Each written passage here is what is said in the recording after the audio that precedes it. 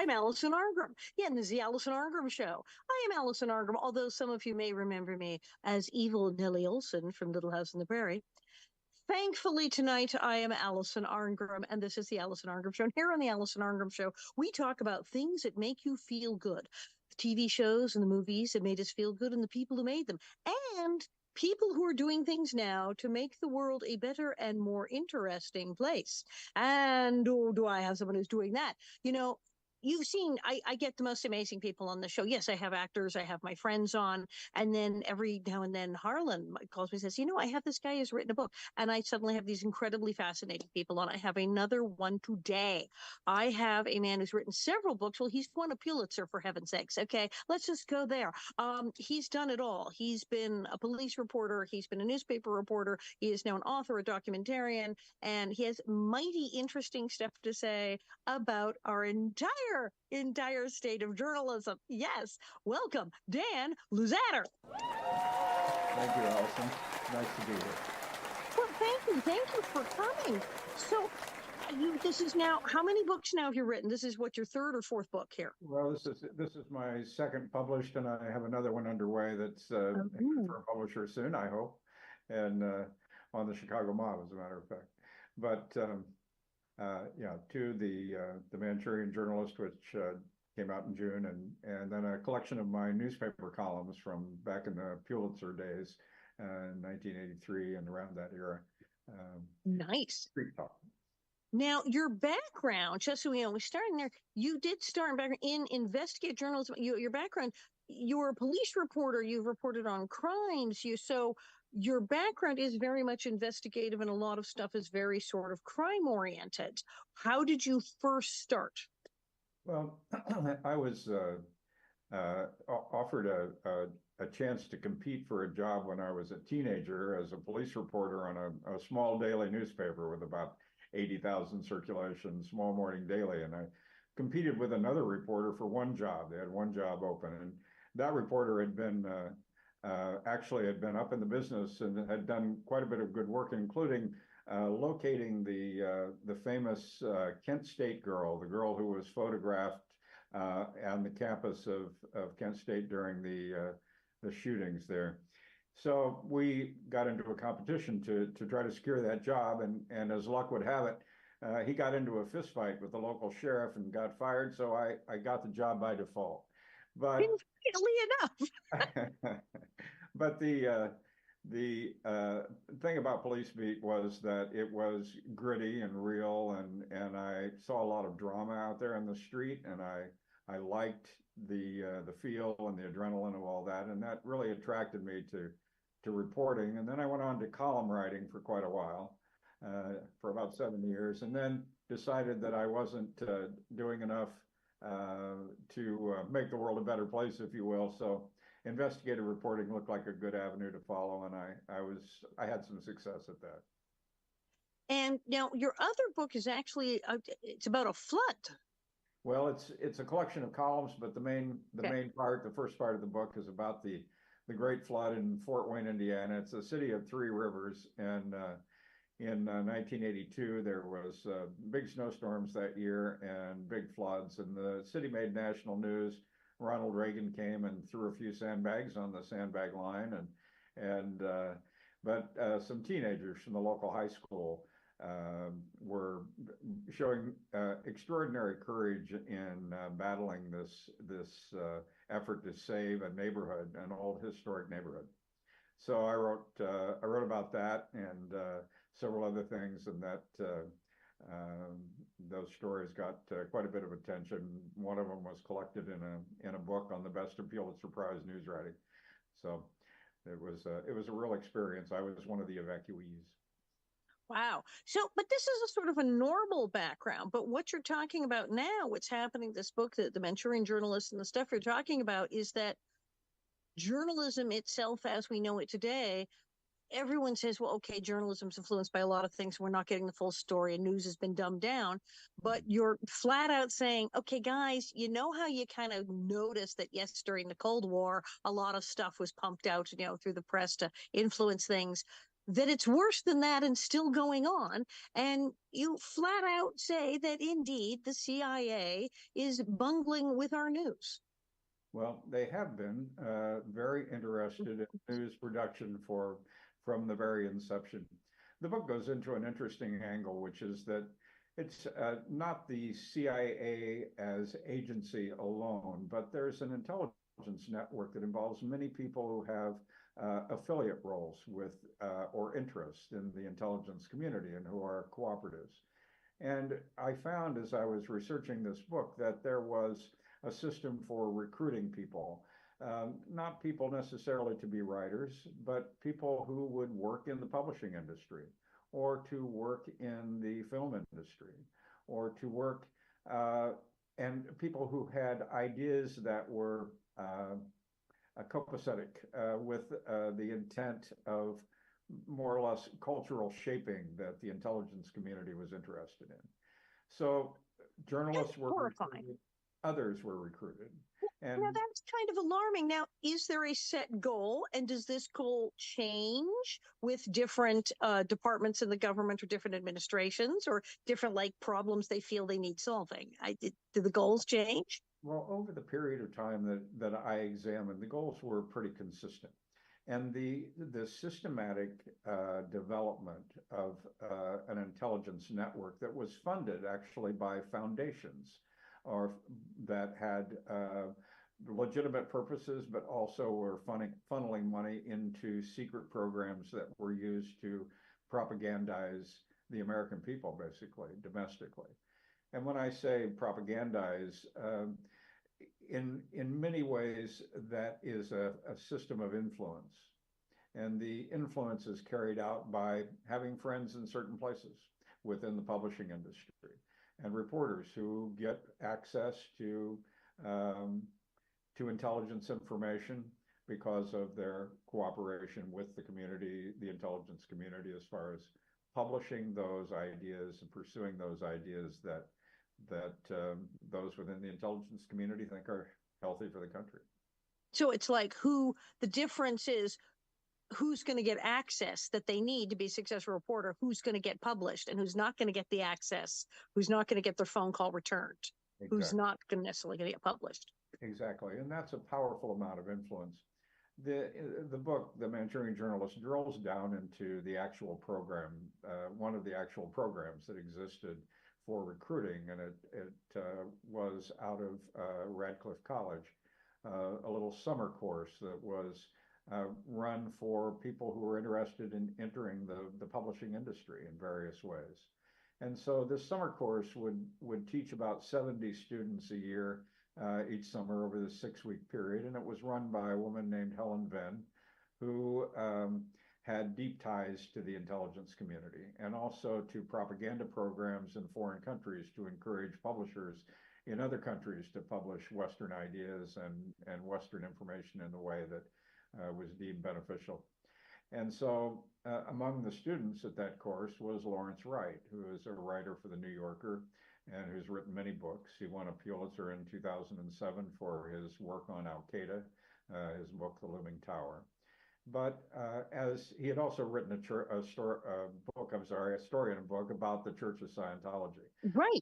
And that's how I got into taking a look at media coverage of the church, and then Lawrence Wright's coverage of the church, and then Lawrence Wright's history.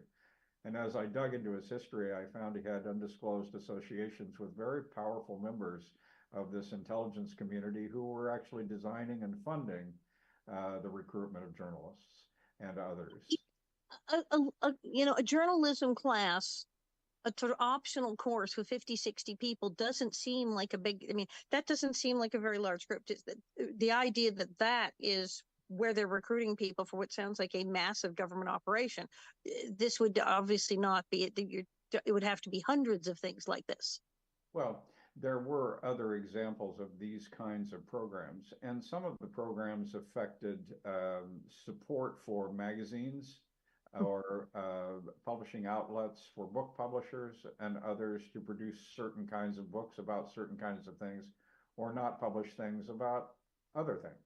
which is more a worrisome thing, I think, when certain ideas were shunned by the publishing industry. So certain ideologies are getting a preference in the publishing world and access to, an outlet. Okay, this is like horrifying. Now, obviously, in the Cold War, we saw, and that's something that even everyone goes, yeah, okay, during the Cold War, there was a whole bunch of, there was a massive push for all sorts of crazy stuff that was to make everyone think a certain way and toe the line. And it was kind of obvious. I mean, I remember reading stuff about how at one point square dancing was being promoted because the government felt that square dancing was going to make people be more American and not listen to race music and all sorts of like wackadoo stuff where you're like, what does that have to do with do-si-do, for God's sakes? Is this why I had to take square dancing in school? But apparently taking square dancing in school was a push that this would incorporate and inculcate certain values. And I'm like, it was square dancing, for God's sake. But there was a lot of stuff in the Cold War. What would you say in the Cold War they were going for? What were they trying to get us to do in this sort of insane advertising? Well, of course, they were fighting communism. That was one of the primary goals was to prepare the country to defend itself against totalitarian ideas and communist infiltration. Of course, we saw what happened politically over the issues of the domino effect, communism spreading throughout the world, fighting communism, and the intelligence community was very active in that. But part of the program, part of the ideas behind fighting communism involved bringing people into the American cultural community from other countries and providing scholarships. But there were scholarships often for people who were the children of influential people in other countries. So you could get a Fulbright scholarship. You could come to Southern Methodist University under the tutelage of the Dean Robert Story, who was also chairman of the Board of Foreign Scholarships, handing out Fulbrights for the State Department. And they made friends this way, and they gained intelligence this way, and they shared that intelligence, and it became important not only for developing cultural ideas, but also for making inroads into other countries where economic interests were vital, particularly in the Middle East, for oil and for influence within the Middle East. So these efforts were multi-pronged, developed in many ways, and they were extensive. There were foundations that were supporting magazines that were looking at certain ideas in America, cultural ideas, like a magazine called Race Relations Reporter, which was supported by. I saw mention that in their book. What on earth is Race Relations Report? That has an ominous sound to it. Who writes a magazine called Race Relations Report? Well, Race Relations Reporter was published at Vanderbilt University at off campus, and it was originally a magazine that was covering segregation in America. And in the process of covering segregation, it developed an enormous library. It had more librarians than it had reporters. And they collected stories from all over the country, anything to do with segregation, school issues, related things. It became a tremendous resource. But they also began to report on these things in a magazine format, and they hired reporters, many good reporters, who were interested in that. But the magazine was also under constant surveillance by the FBI, because the FBI wanted to know who was reading these magazines and where were they going, and who the subscribers were, and who was on the board of the magazine, and whether or not they were good Americans, basically. And so Race Relations Reporter had a sort of a very interesting profile in reporting on a very important issue of race. And so it was interesting when I found that when Lawrence Wright began his career, he landed first at Race Relations Reporter. And he was working there as the magazine was developing more extensive reporting on issues about Native Americans and other issues of race within the country. He was fired from that job because the editor felt that he was racist. Oh. Well, And that doesn't really work. I mean, wasn't the point of this magazine to report on race and racism? My take is that you're saying the magazine was seemingly at least intended to improve yes, conditions for Native Americans and people of color. but it also became from an organ that gathered information about the status of race relations to a magazine that reported on conditions of race disagreements or racial tensions or racial flashpoints. And and from that perspective, as the magazine grew and was taking a more challenging perspective on certain American activities, it lost its funding from the Ford Foundation, which had But it supported. started being successful in doing what it was intended to do, perhaps. Yeah, apparently so. But Because I mean, the FBI's history with Hoover, what I think would be, yes, wanting to know who the subscribers were because they would not be for favorable race relations, not at that time. there was, I think, a sincere effort to gather as much information about racial issues as could be gathered. But I don't think it was necessarily being gathered for the purpose of improving race relations. Uh, Yikes! that kind So of intelligence this becomes valuable. this writer, right, who you focus on heavily in the Manchurian journalist about his writing about everything from Scientology to Al Qaeda, and then you go, well, wait a minute, who were his sources? And start looking at, well, no, he actually didn't talk to everybody. And what was the angle? And why wasn't he talking to all of these people over here? And who was funding this? And what did he tell the truth about? What did he not tell the truth about? And why is this all skewed? He was fired from the Race Relations magazine. He was, but he landed with a related magazine, and then he went from there to doing some freelance work and managed to get a story published on astronauts in Life magazine or Look magazine, I believe. And then he landed at Texas Monthly, the very popular cultural magazine published out of Austin. That was very much like the New Yorker in many ways, with a Texas twang to it, I guess you would say. And he wound up at Texas Monthly. It was as I started examining Wright's own stated history from what he had written about in a memoir that he published when he was in his late 30s.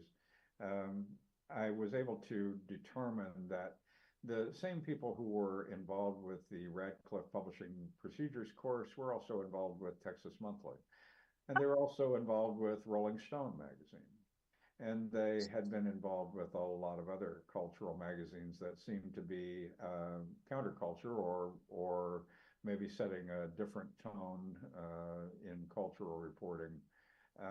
But these connections raised a lot of questions for me, and so I did, I guess, what you would call a deep dive into Lawrence Wright's background, using his memoir to test the truth of what he had said in that memoir, and discovered that his father, a banker who worked at a storefront bank, small bank in East Dallas, but had some connections to some influential people there, was actually working for a man named Robert Story, who was one of the prime movers in the cultural Cold War and in the development of the CIA's interest in publishing and in directing So cultural information. hence this man's sudden, like, oh, massive access, as you were saying, that certain people are getting the jobs, certain people aren't getting the jobs, certain people are going to certain magazines, and other people's resumes are going in the trash, and there's reasons.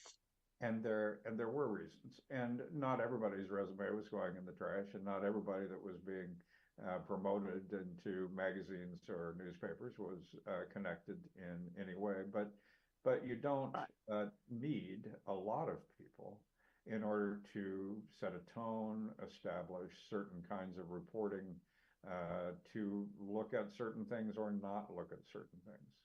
And that's one of the things I found as an investigative reporter, as I dug deeper into public corruption, or as I was investigating prisons, state prisons, and human rights abuses. I had a long leash from the newspaper. But when I turned toward politics that generated funding for major political campaigns and looked at using corporations, say, to develop illegal campaign contributions, I had a more difficult time in Oh, pursuing. surprise, surprise. Yeah. And I don't think most people would be surprised to hear that those kinds of things happen. I think we've heard those stories before, but they're true because I lived through them myself. I watched those kinds of things happen. And so I think in the process of all that, I developed sort of a different attitude in that I was more willing to go into places and look harder at situations, even within my own profession.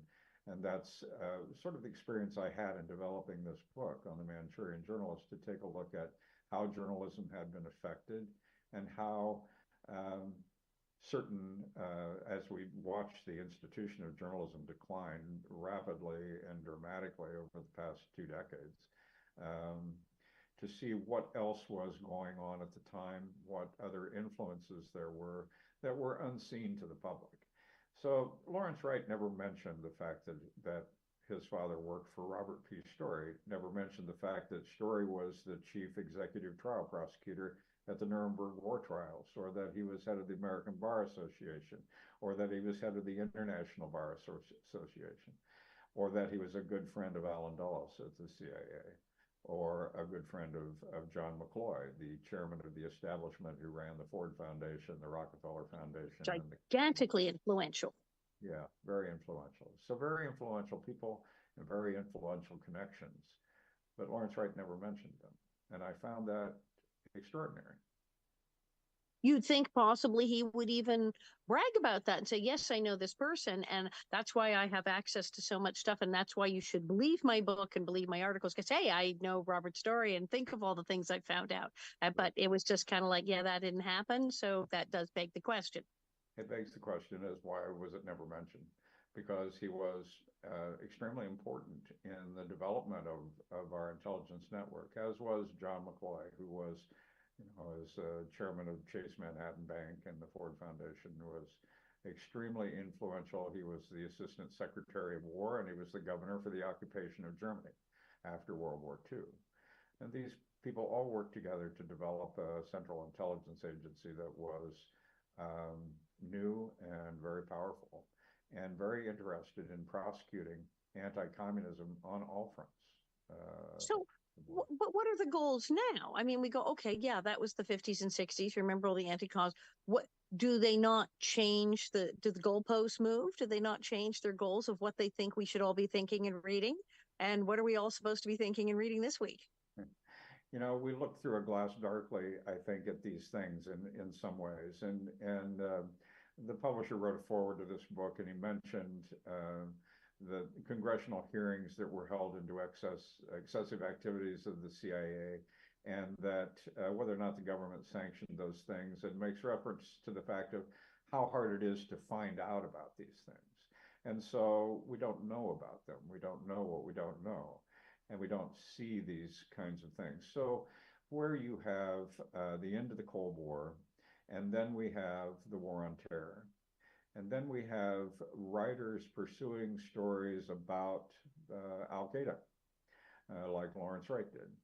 And under the circumstances, it was legitimate, I thought, for me to ask the question as to whether or not these influences played a part in Lawrence Wright's very influential book on Al Qaeda, Looming Tower, and whether or not what we believe about Al Qaeda and the War on Terror and the actual threat to America beyond 9/11, how great that threat was, and whether or not the book represents points of view that come not from an independent look necessarily, but more of a informed look and an insider look from someone who had connections undisclosed to the intelligence community.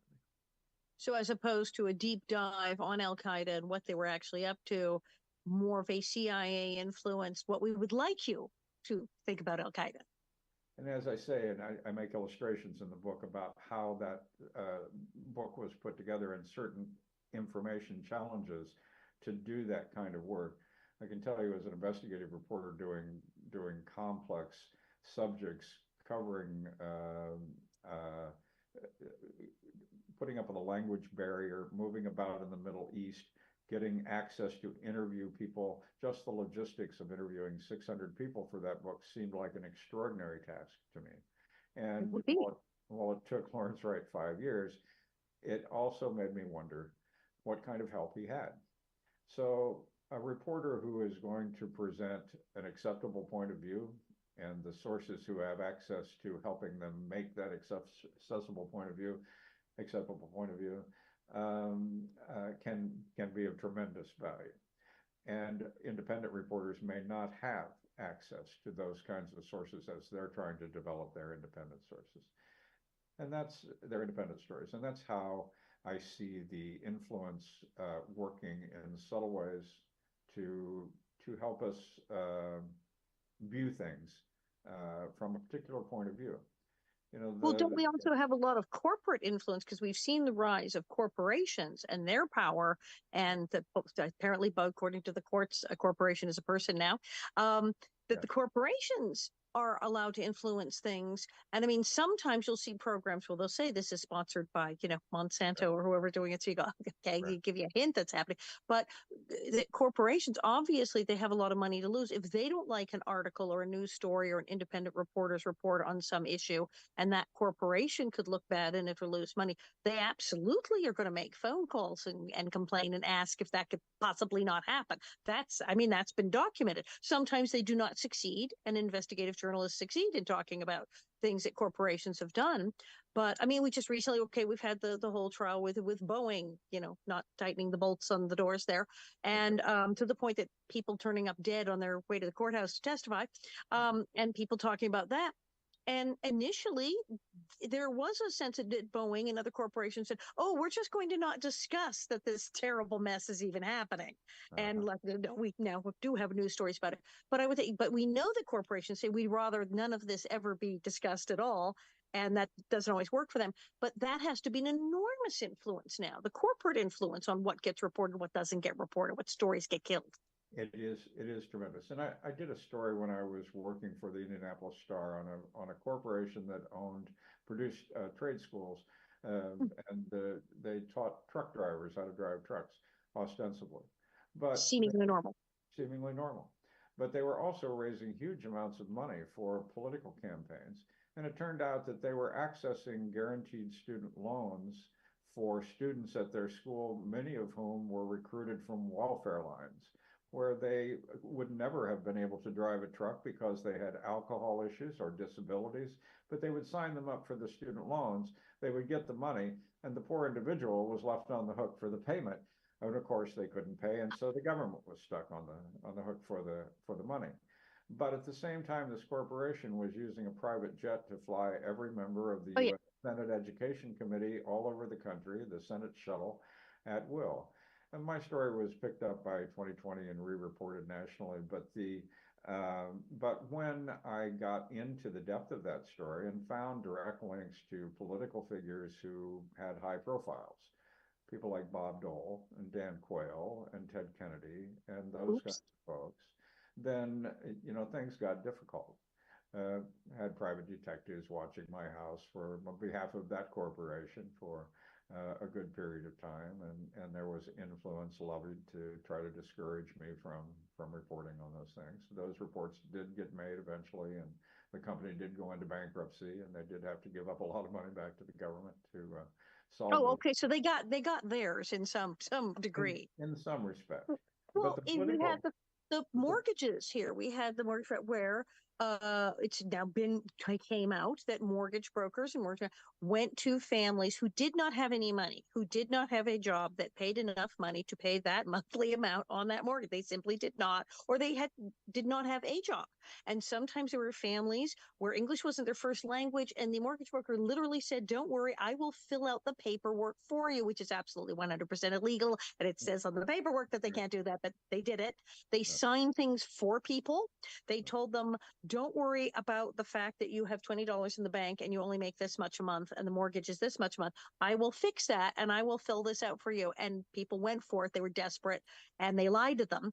And also thousands and thousands of people got into these mortgage, many which had a floating interest rate that changed at any moment, balloon payments, you name it. And then shockaroo, a year or two later, none of these people could pay for a damn thing. And we had the giant mortgage crash. But that could have gone just like Jeepers, what happened? Oh, why did all those people go and buy all those houses that they couldn't afford? They must have all just been idiots. It was revealed that these people did, in fact, falsify paperwork for people and do this just to clear a profit.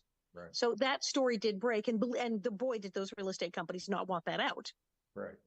And there are many more stories out there like that, actually. Maybe not as dramatic and national as that, but there are other stories that don't get reported because we've seen the demise of journalism. There is no funding for investigative reporting on the community level, really. There is some still good investigative reporting done. I'm in Oregon. A little weekly newspaper in Portland did an excellent series of stories on a state official who was involved with a cozy relationship with people who had an interest in state government and forced the resignation. But those things are more and more rare. And so certain kinds of stories don't get reported on the local level. You're not seeing as many reporters out there, and there are very few investigative reporters left in local communities. And on television, it's as an actress, obviously my heavy experience is dealing with like getting interviewed in stories on television and radio type news. But in my work with National Association to Protect Children, we're doing legislative work. Haha, hello. We would sometimes have a news story about a specific bill at the state level, federal level that we're trying to get passed, and try to get the news.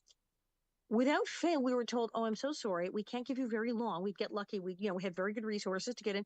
We can only give you a minute. We can only give you a minute and a half. We get 2 minutes." Go, wow, okay, well, all right, fine. It's a big news day. And we'd get our minute and get in there. And then they'd spend 20 minutes discussing shampoo. Right.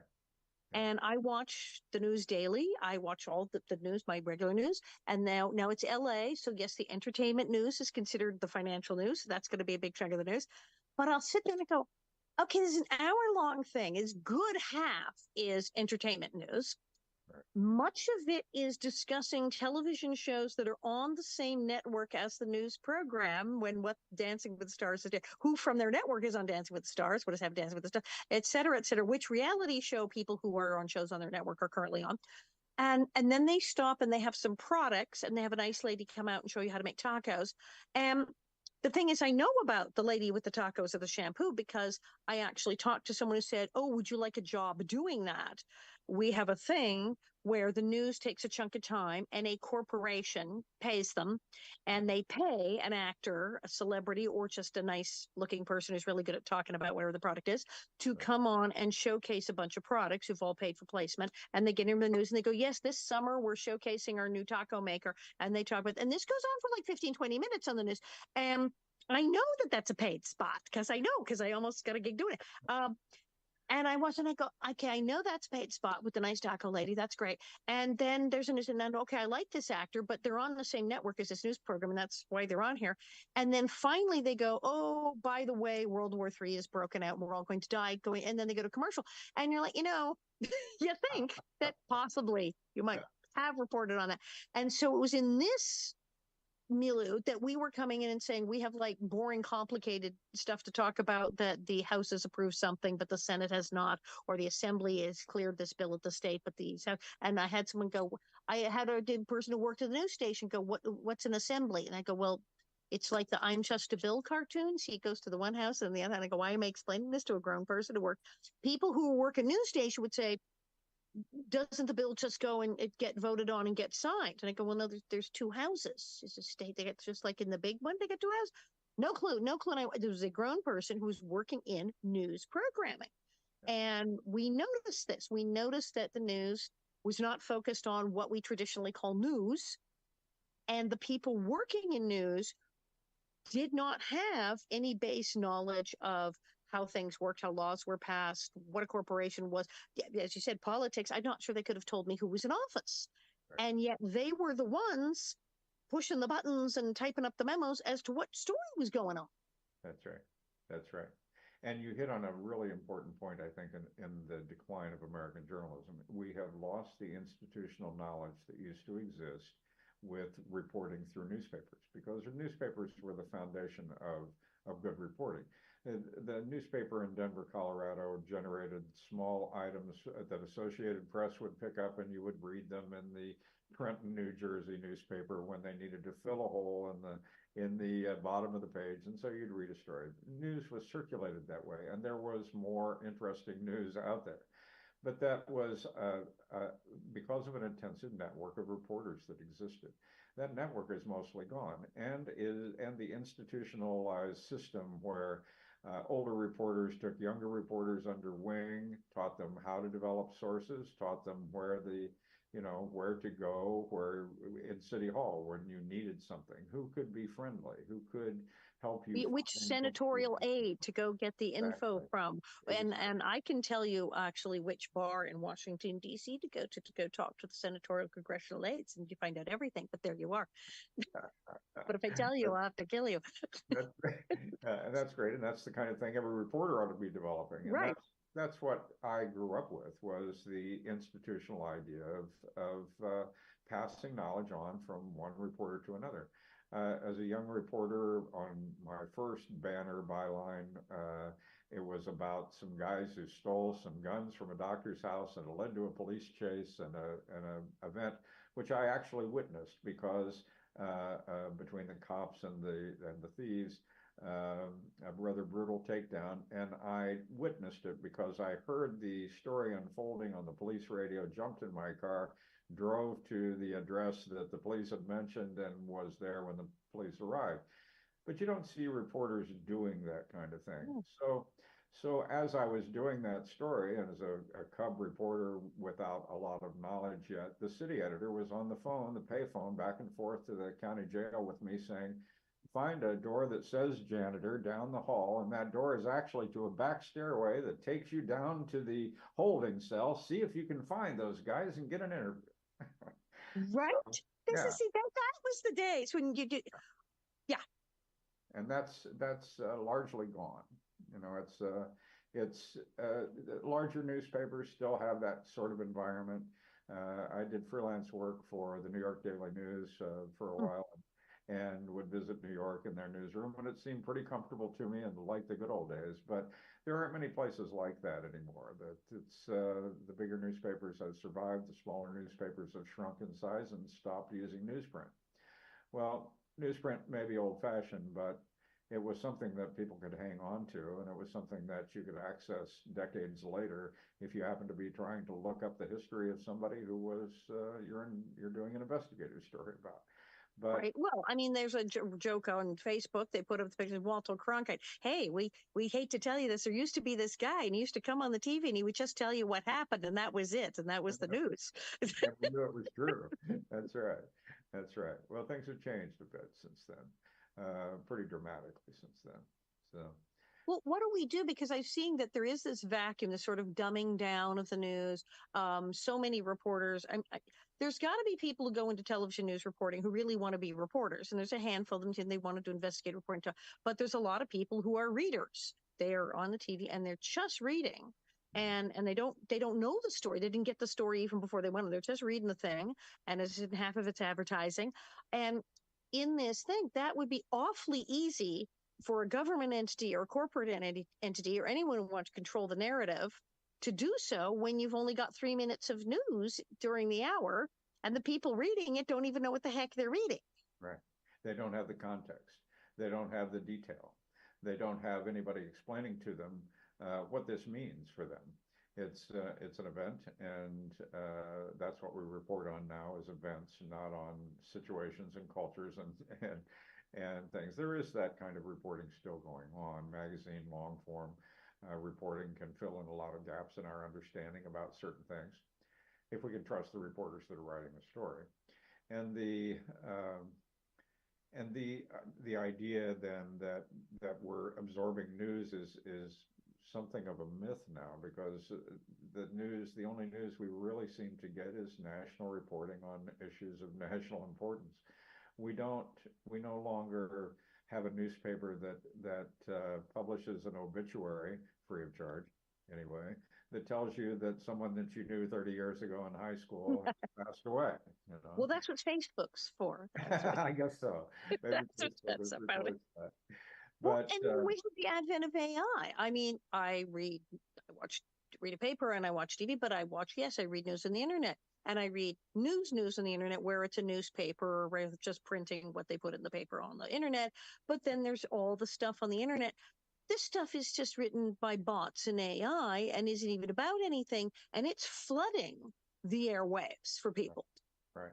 And it's consuming our attention vastly, and it's distracting us.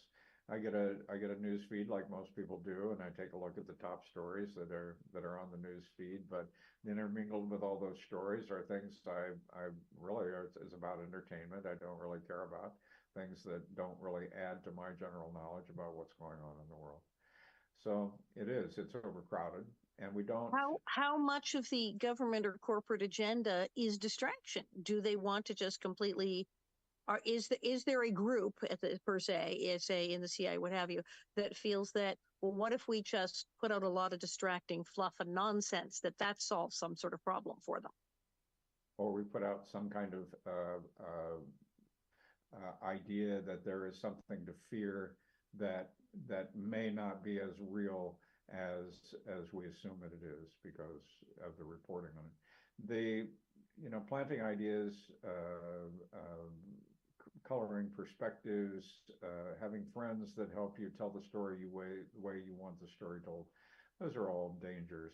We're seeing greater dangers in journalism, I think, also from the disinformation, purposeful disinformation from other circles, as you mentioned, from corporations, from other interests, political interests, powerful interests. And we've seen that historically in our country. What we don't have is as vigorous a journalistic environment in which we do get some of the reporting that exposes some of these things so that we can understand better when corporations are manipulating us or are trying to color what we know or believe about all manner of issues, climate science to political cooperation or non-cooperation or the tensions between various countries.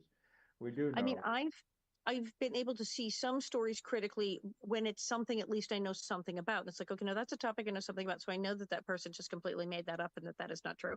Right. So I'm like, okay, I can watch out. But there's subjects that we couldn't possibly, as average educated people, go, okay, I'm going to have to do a deep dive and go find out if that's exactly how that went down, because I just have this guy on the television telling me this and it sounds like bullshit, but I can't tell. Who do I call? I mean, you do a deep dive, you follow this guy and you go all through because he was reporting on Scientology, wrote a book about it, and you said, well, okay, maybe, or maybe not. Let's go talk to the people he talked to, and let's go talk to the people he didn't talk to and see what other story was actually there that he never touched upon and didn't check. And oh, that other story he told that apparently didn't really pan out. You went and talked to everybody. You like followed up. You did like the follow-up question. Right. That nobody ever does follow-up questions in interviews anymore. You did the follow-up question and found all of this stuff, and then you investigated him. Nobody's doing that. So when we're watching television, they say, oh, and this is what happened. And we even feel the hair stand up on the back of our neck and go, I don't believe a word this guy is saying. What do we do? How do we fact check in real time of this inundation of nonsense? It's an excellent question and a very difficult one because who has the time to investigate these issues of news to try to determine whether or not we're being treated honestly and whether or not we're being informed fairly. It's difficult, and that's why I say the vigor of the journalistic enterprise in this country, the value of the fourth estate is to have a vigorous sort of reporting environment. That's what we've lost. That's what we're missing. And none of us have the time to spend to run down these issues. And so we have to say, well, okay, I'll take what I'm hearing and with everything with a grain of salt, and maybe I won't believe any of it, and maybe I won't know how I feel about a political candidate when I finally get to the poll to make a decision on whether or not they should be in office or not. And then that's problematic. Now, I try to go. I mean, I know people who pick their political candidates for state office, federal office, based on what they're wearing. I feel that's not sufficient. They talk about that. I'm like, that's no. That I go on things like Voters Edge, what have you, and I try to see their record. That's something because people will say things, and sometimes they say things that sound great, and sometimes They'll say anything. Or some, I keep saying, can we run the speech writers for president? Could just run everybody's speech writer because they seem to be saying the most important Okay. stuff. Right. I go online and I look and I go, okay, oh, they've held office before. Good to know. Okay, what? Oh, they did vote for this bill. They voted against this bill. They passed this bill. They actually sponsored this bill over here. They signed on it. So these are actual concrete things that happened and are of record of specific legislation they specifically fostered or tried to stamp out or voted for against. So I get some idea. Or they were on the committee for such and such. Okay, well, they had to show up and go to work. They were on a committee for something. So they did do something while they were in office. And I can see there is a record, and you can look at a lot of websites that say .gov at the end, and a lot of things like that. There's records. And I go and I look, even if it's 10 minutes, I will go look and go, oh, okay, so they're like this. So I have some idea because I can't just read bumper stickers. I can't just read their posters. I can't, I mean, their ads tells me nothing. Their ad tells me they have a dog and they like sunsets. Their ad tells me nothing. Yeah, exactly. Well, and this is and that's a good technique for understanding what you need to do in a political situation and what you agree with and what you don't agree with. And I think there are people that do that. And of course, the parties are supposedly responsible for helping educate people about their individual candidates and what they truly believe and those sorts of things. But we don't have the independent voices out there pointing us to various things that maybe we should know as at least as with the same kind of vigor that we once did have.